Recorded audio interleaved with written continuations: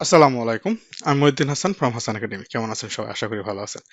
আজকের এই লেকচারে আমরা পিভট টেবিলের একটা মজাদার ট্রিক্স দেখাবো। অর্থাৎ আমরা পিভট টেবিল যখন তৈরি করি তখন আমাদের একটা ফাংশন আছে গেট পিভট ডেটা।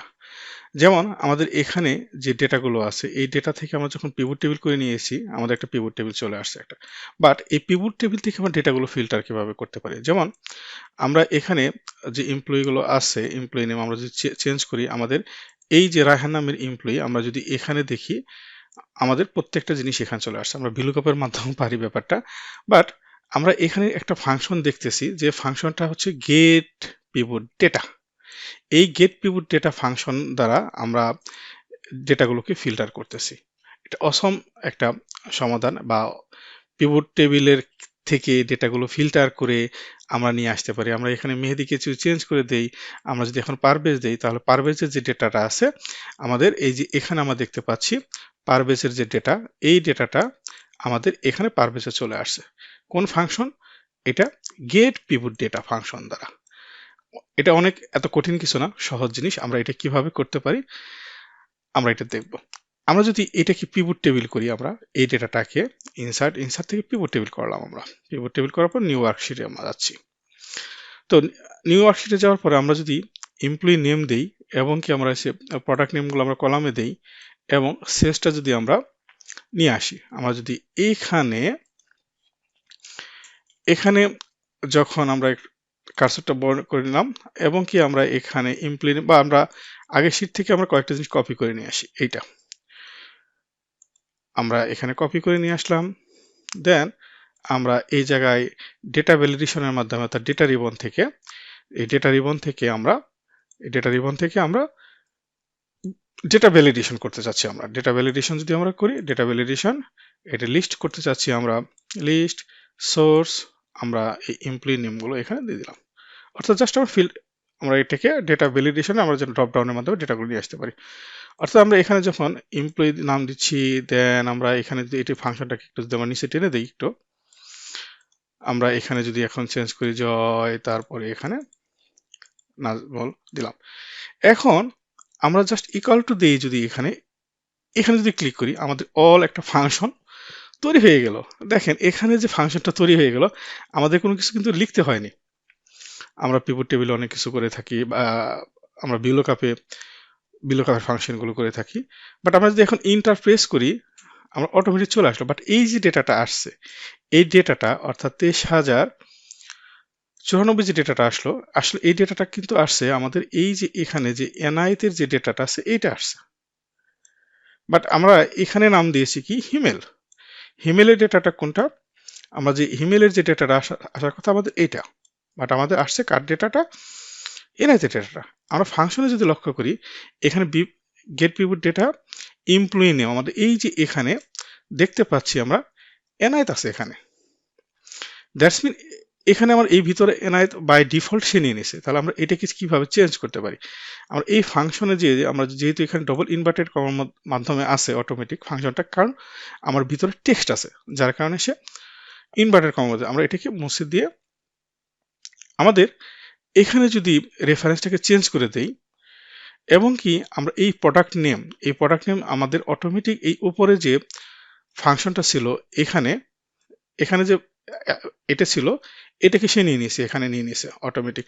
এবং কি আমরা A6 আবার একটু যদি লক্ষ্য করি আমরা এই যে এখানে A6টা চলে আসছে। A6টা কোথা থেকে আসছে?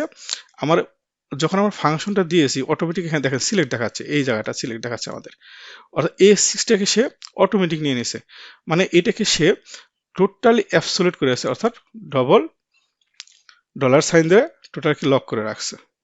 ও এটাকে দেখাচ্ছে, অর্থাৎ পিভট টেবিলটাকে সে এখান থেকে শুরু সাম অফ সেলস, এই সাম অফ সেলসকে এখানে সে লক করে নিয়েছে। তাহলে আমরা এখানে চেঞ্জ করতেছি কোথায়? আমরা এমপ্লয়ি নেম আমাদের এই এনআইতকে সে শো করতেছিল, আমরা এখন এনআইতকে শো করতেছিল, আমরা এটাকে রেফারেন্সটাকে এটাকে দিয়ে দিলাম। এখন আমরা যদি এটাকে লক করতে চাই, অর্থাৎ আমরা যেহেতু ফাংশনটাকে নিচ দিকে টানবো আবার ফাংশনটাকে আমরা ডান দিকে টানবো, তার মানে আমার এই যে কলাম অর্থাৎ বি কলাম, এই কলামটা আমাদের ফিক্স থাকবে, আমাদের এই কলামটা। তো যার কারণে আমরা এখানে F4 দ্বারা বিটাকে আমরা লক করে দিচ্ছি, অর্থাৎ এই কলামটাকে লক করে দিচ্ছি আমরা। দেন আমরা এই যে এখানে যে মানে আছে প্রোডাক্ট নেমটা আছে অ্যাপেল যেটা আছে এটাকে চেঞ্জ করে দিয়ে আমরা উপরের যে আছে একে আমরা লক করে চিহ্নিত করে দিচ্ছি। এখন আমরা লক করব কাকে?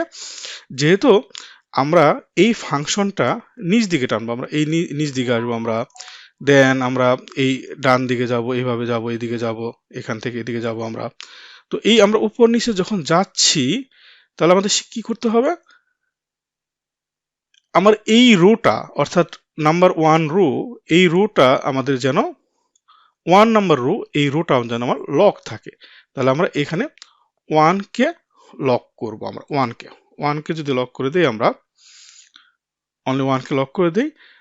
এখন যদি ইন্টার প্রেস করি, আমরা এখানে আমাদের তাহলে এই ফাংশনটা হয়ে গেল, অর্থাৎ প্রত্যেকটা লক। আমরা যদি এখন ফাংশনটাকে টেনে দেই এবং কি নিচ দিকে যদি আমরা টেনে দেই, তাহলে আমরা দেখতে পাবো এখানে যে হিমেলের যে ডেটাটা আসলো, এই হিমেলের যে ডেটাটা আসছে এখানে, আমরা এই হিমেলের ডেটাটা সেম পাচ্ছি আমরা এই পর্যন্ত, যেমন প্রোডাক্ট নেম পর্যন্ত যত নিয়েছি।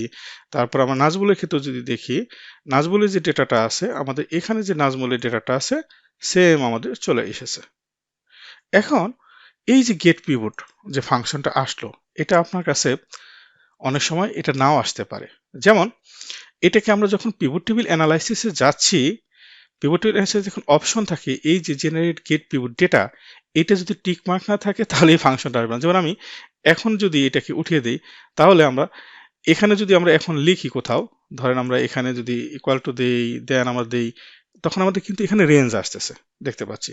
বাট আমরা যদি এই পিভট টেবিল ক্লিক রেখে পিভট টেবিল অ্যানালাইসিসে যাই, অপশনে যাই, এখন জেনারেট গেট পিভট ডেটা এটাকে যদি ওকে করে ওকে করে দিয়েছি আমরা, এখন দেখেন এই যে এখানে টিক মার্ক আমাদের এখানে আছে, টিক মার্ক এখানে আছে।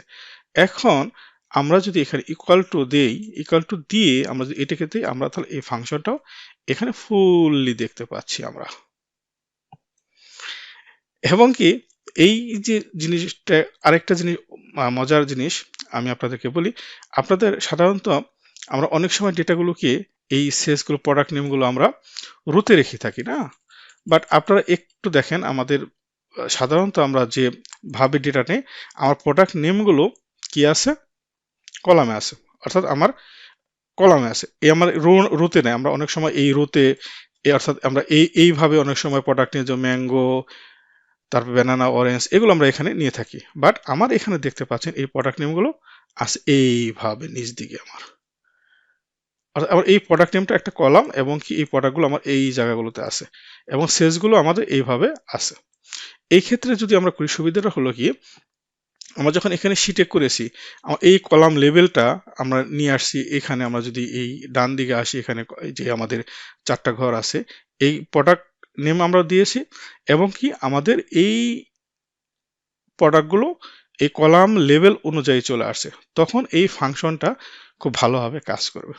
তো আশা করি লেকচারটা আপনারা বুঝতে পেরেছেন, এবং এই ওয়ার্কিং ফাইলটা ডিসক্রিপশনে দেওয়া থাকবে, আপনারা প্র্যাকটিস করে দেখতে পারেন, তাহলে আপনারা আরো ভালো করে বুঝতে পারবেন। ভালো থাকবেন সবাই, আসসালামু আলাইকুম।